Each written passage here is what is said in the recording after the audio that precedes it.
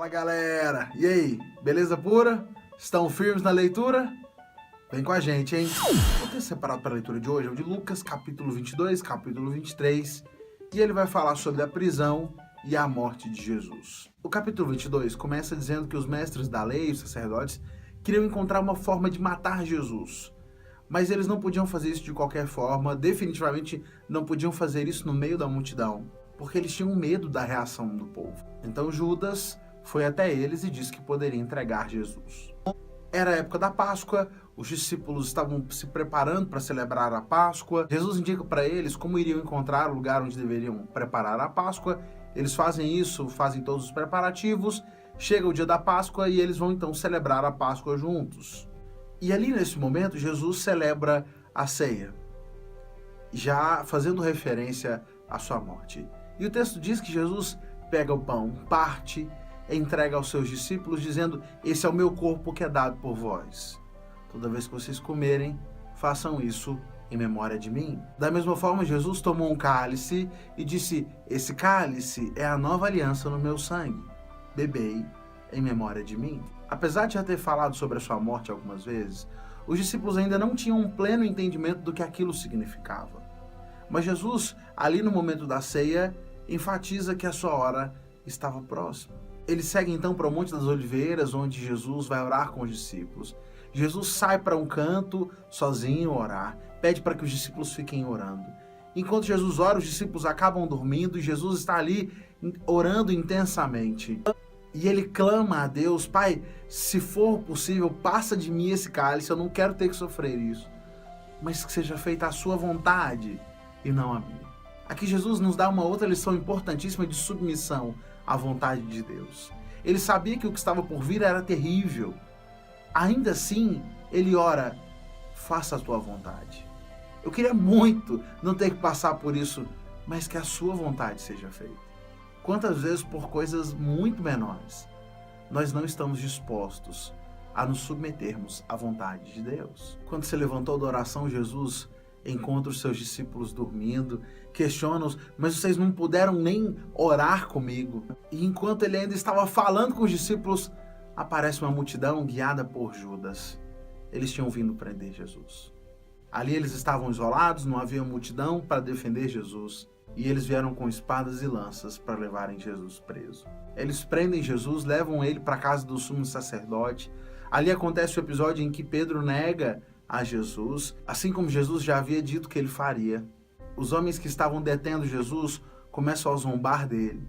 Cobriam os olhos de Jesus e batiam nele e perguntavam: e aí, profetiza, quem foi que te bateu? Amanheceu o dia, levaram Jesus para o Sinédrio, que era o conselho dos principais líderes de Israel. O Sinédrio então leva Jesus a Pilatos, dizendo que ele estava subvertendo o povo, dizendo para que não pagassem impostos e outras coisas. Pilatos diz para eles que não encontrou motivo algum para condenar Jesus, e diante da insistência deles, quando ele soube que Jesus era galileu, diz: não, então levem ele para Herodes, porque Herodes é quem governava aquela região. Ali Herodes faz muitas perguntas a Jesus, Jesus não responde as perguntas dele. Herodes e os seus soldados zombam de Jesus, colocam sobre ele um manto e enviam Jesus novamente para Pilatos. Pilatos diz mais uma vez para os líderes: vocês me trouxeram esse homem como alguém que estava incitando rebelião, mas eu não encontrei nele culpa nenhuma. Herodes também não encontrou, senão ele não teria me enviado ele de novo. Eu vou castigá-lo e vou mandar soltá-lo. Mas o povo começa a gritar e a dizer: solte Barrabás, e matem Jesus. Barrabás havia sido lançado na prisão por causa de uma insurreição na cidade e por assassinato. E as pessoas estavam gritando para que Barrabás fosse solto e que Jesus fosse preso. Até que então Pilatos se rende à vontade daquelas pessoas e entrega Jesus para que eles fizessem o que quisessem.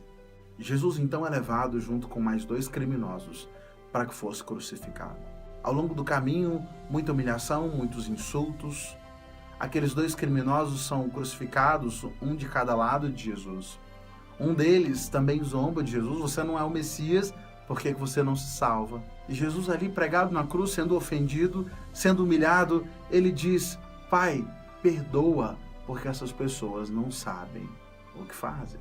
O texto bíblico diz que já era quase meio-dia, quando de repente tudo se fez trevas e Jesus morreu. E o centurião, que via tudo aquilo que estava acontecendo, louvou a Deus dizendo: certamente esse homem era justo. Qual a lição que eu tiro do texto de hoje? Foi por mim, foi por você. A crucificação de Jesus foi muito mais do que um ato político. Foi a reação de pessoas que estavam em pecado diante da luz de Deus. Jesus veio alertar as pessoas, veio ensinar com relação aos seus pecados, com relação aos seus erros, que precisavam mudar as suas vidas, mas o incômodo de ouvir a verdade era tão grande e o apego aos maus hábitos era tão grande que preferiram matar o Filho de Deus do que ouvirem a palavra e mudarem as suas vidas. E talvez você diga: isso não tem nada a ver comigo, eu não estava lá naquela época, não foi eu que matei Jesus. Mas a verdade é que ainda hoje, quando você se recusa a aceitar a mensagem de Jesus, o sacrifício de Jesus por você, ainda hoje, você crucifica a Jesus. A cruz foi consequência dos nossos pecados, dos meus pecados, dos seus pecados. Que a lembrança do sacrifício de Jesus seja para nós uma lembrança da necessidade do arrependimento e da mudança de vida. Aceite o sacrifício de Jesus por você. Bom, gente, por hoje é só. Amanhã a gente se encontra de novo para mais uma lição do dia. E aí, já leu a Bíblia hoje?